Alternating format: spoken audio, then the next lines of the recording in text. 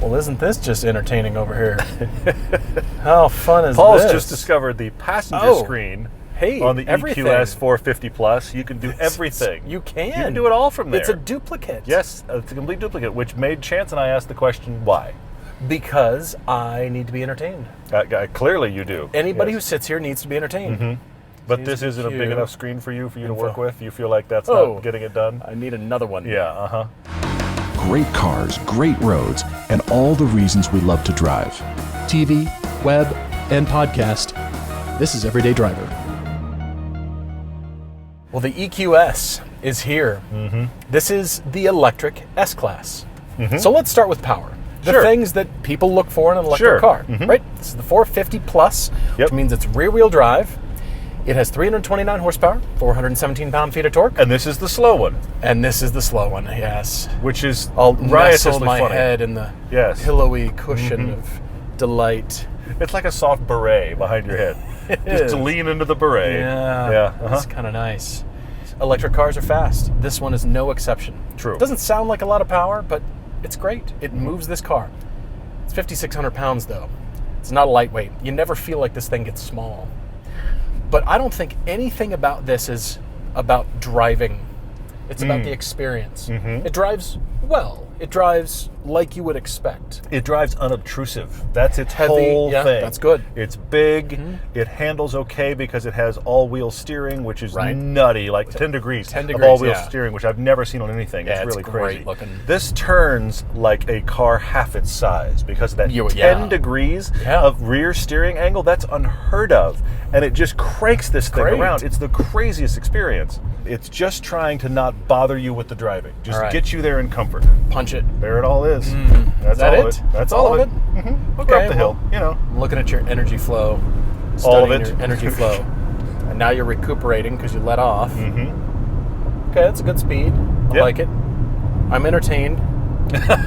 I'm entertained. So this is Mercedes' first time doing a bespoke, all-electric, only intended to be electric chassis for a sedan. Indeed. It's the first EQ product in the U.S. They're talking about it being their electric S-Class.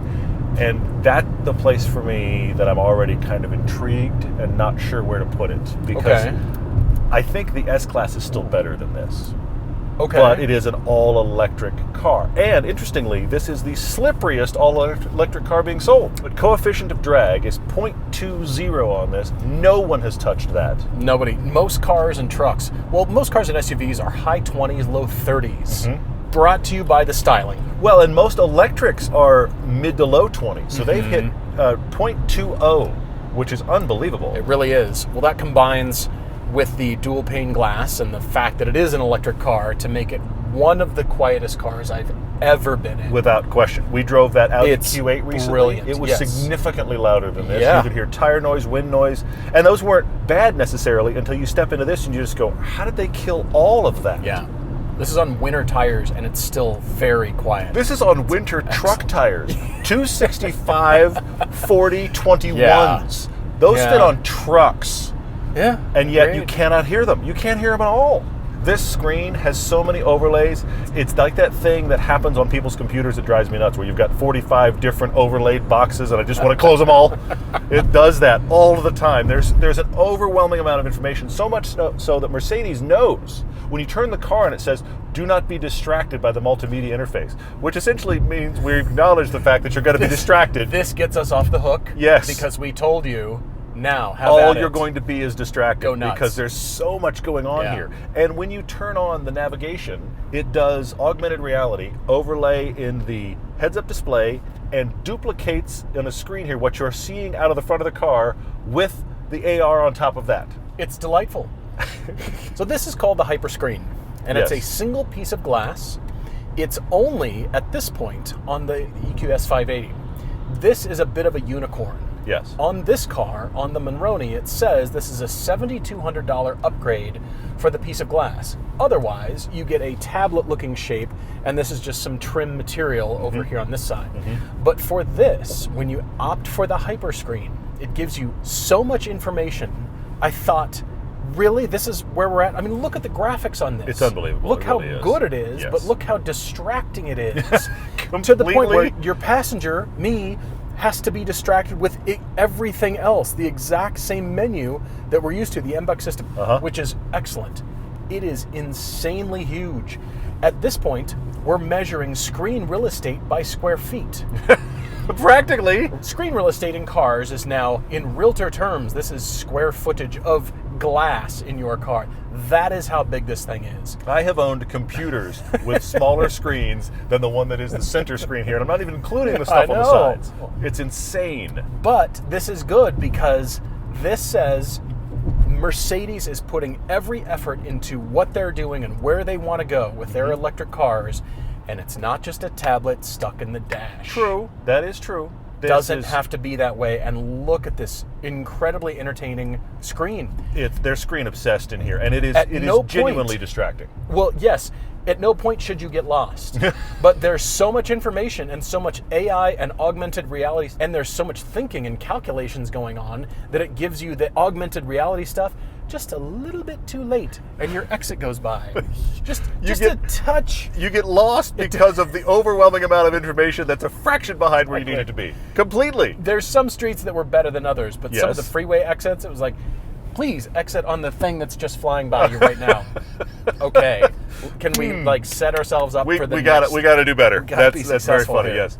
I think this is an absolutely spectacular showpiece for Mercedes to remind the entire world that not only did they invent the car, they had electric cars in their portfolio as early as 1906.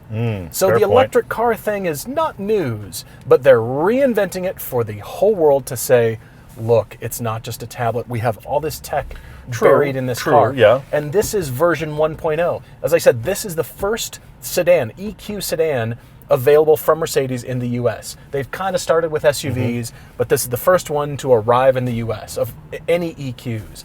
And this is their throwdown? That is impressive. Wow. But it's not like this tech and these kind of things aren't available elsewhere in the lineup. For sure. The S-Class, you can get all this. The screens are arranged differently, but you can get all of this tech in an S-Class with better back seats that are more comfortable. There's a lot of space, but they're not that comfortable back there. I was back there for a while, and I kind of wanted to get out.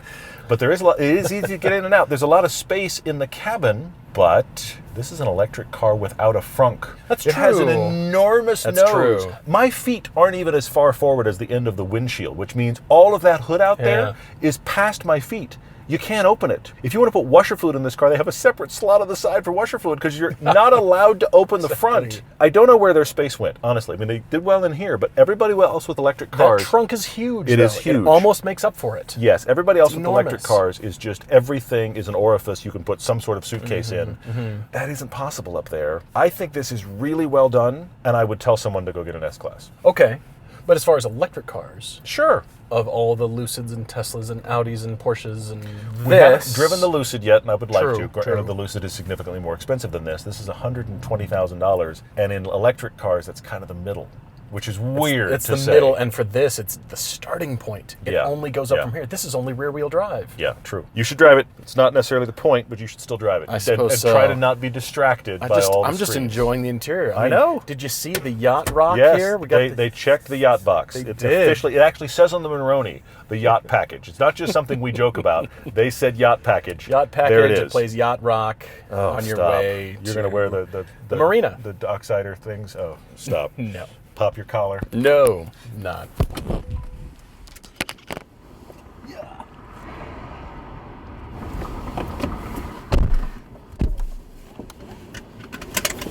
Oh, there's more space down here. Oh yeah. Oh, well, yeah. that's great. Mhm. Yeah, there's a lower thing. Yeah, they did that well. Oh, that's great. Because there's no transmission channel to worry about. There's Bucket just- for your stuff. You better believe it.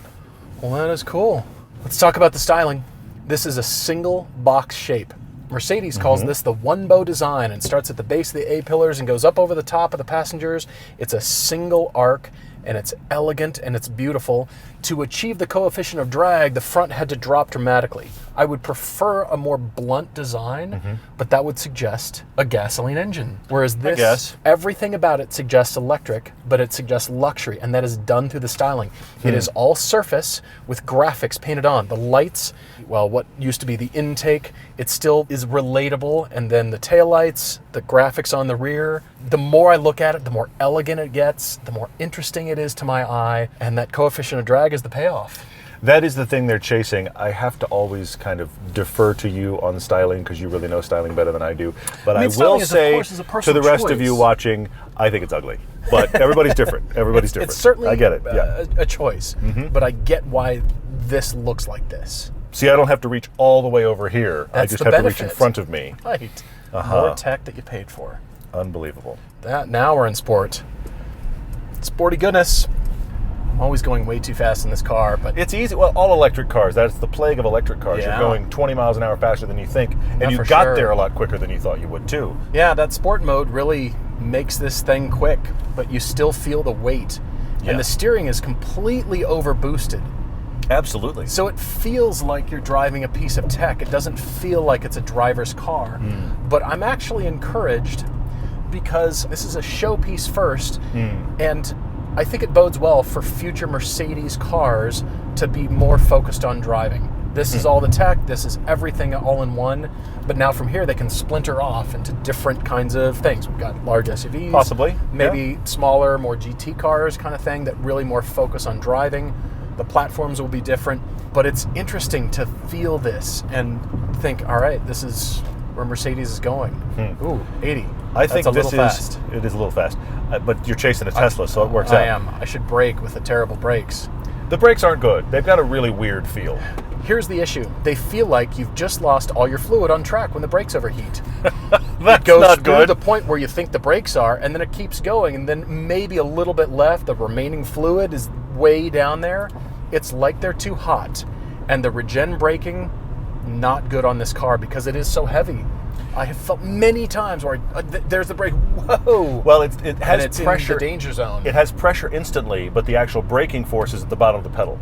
So Way down there. why is there But it pressure keeps all moving. the time? It Oh yeah, keeps- for sure. There's a ton of brake travel. Absolutely, it's there is. It's very odd. Not a fan. I mean, to the point where it's disconcerting every time you use the brakes. But Traffic any coming time out. that the car does the automatic braking, you realize it has a lot of braking power. It's just Yes. the car knows exactly where it starts to catch, and your foot's trying to find it, which Yeah. is a weird trade-off. This car is a new choice for really high-end luxury early adopters. I suppose. I mean, $120,000 is my big question. It's a lot of money. You're Because getting a lot in this car, though. You are, but you could get a lot of S-Class for that. You get a ton of Yeah. E-Class for that. And at that point, I Yeah. think you'd be happier because the tech that's impressing us here is available there. You don't get the whooshy silence of electric. You don't. Right, You right. don't, if that's a big thing for you. But, that brings up charging. This does not charge fast. It's listed as many as 350 miles for a full charge, which is good. That's genuinely That's good. Anything over excellent. 250 is Yeah. legit at this point. Yeah. However, it brags about how fast it'll charge. If you happen to find the big 300 kilowatt charging, which good luck to you because they're very hard to find, it'll recharge itself in 30 minutes. That's impressive. That's However, amazing. if you have the plug in your house at night, so 240, 11 hours. But the larger problem is this. If you find a charger that is not a 300 kilowatt charger, because most of them aren't, and is not your home charger, you'll probably be charging at slower than your house speeds. We had this plugged in one night at a charger outside our hotel room. We had it plugged in for 12 hours, and it gained 70% in 12 hours. That is not good. Now, that is not talking about necessarily this car's ability to be charged, but it's talking about the availability of good chargers, and they're still really hard to find if you're not in a Tesla. Yes, and they're inconsistent. Yes, They're completely. not all the same kilowatt hour measurement because they're at different places in the city. You can find them on your super killer big computer screen. that is a You can killer also screen. find gas stations on there, which we find hysterical that their gas stations are labeled, but you can find chargers that way. That's good. Maybe it's just distracting enough so you'll just focus on the driving. I think that's hoping for a lot in people. That is giving people a lot of benefit of the doubt because we all like our screens. So much going on here. It's an overwhelming amount of information all the time. Yeah. And it can be cool. And I do like the AR overlays on the heads-up display. The heads-up display is about 12 inches wide on the screen. It's really, really wide, and it shows you everything from a little circle dot of your nav through all of your information, and also AR overlays of arrows that show you which lane you need to be impressive. in. That's really cool. They've exhibited that on other cars. Yes, they have. And it's just really refined at this point. It's just a little too slow in the uptake. They just need to back off the heads-up. It needs to be lit earlier on. Where hello. Yeah. See, this is where this car shines. We're Completely. in traffic, slow moving, but also just at speed on the freeway, it's just a really great place to be. It keeps that Mercedes thing that I love. You just want to be in the Mercedes. but it's not a driver's car, and that's okay. I'm not asking this to be an amazing corner canyon carving car. This is just a giant GT car, ready for the straights, ready for the long sweepers. The most amazing steering or handling thing this does is if you have to turn it around in a parking lot, you will giggle like a child. Yes. Because all of a sudden, with the overboosted steering and the big crank of the rear wheels, it spins almost on its own footprint. It's crazy how fast it'll turn around. Yep. We've been laughing about that. That's actually the most handling fun I've had in this car. Was just like, look, I can make that. Doing donuts. It's really hysterical. It's designed for it. This isn't a car I would own. I don't think this car is for either of us, but I admire what Mercedes has done. They have poured so much research and development into this car to the point they're making their own batteries. They are designing and making their own batteries. So impressive. Every part about this car had teams of people working on it, and it's absolutely brilliant. It's still for early adopters, though. But this is where we're going. I really like it. It's just the brakes are holding me back, pun intended. And I look forward to the electric product from Mercedes where I just go, you know what you need to buy? You need to buy that one. I don't care what it's powered by, buy that one. We're not quite there yet here, but this does all of the they check the Mercedes boxes. And the fact that they do their own batteries, that is It's rare. true. That is very impressive. This whooshes, this wafts. It does all of mode. those buttons, yes. It's all down here. It's amazingly quiet. Really is. I'm continually surprised by how quiet this is because no other electric I've driven has seemed this quiet. You're still playing with the brake paddles. Not brake pedals, brake paddles. Brake paddles. Uh-huh. It's a thing.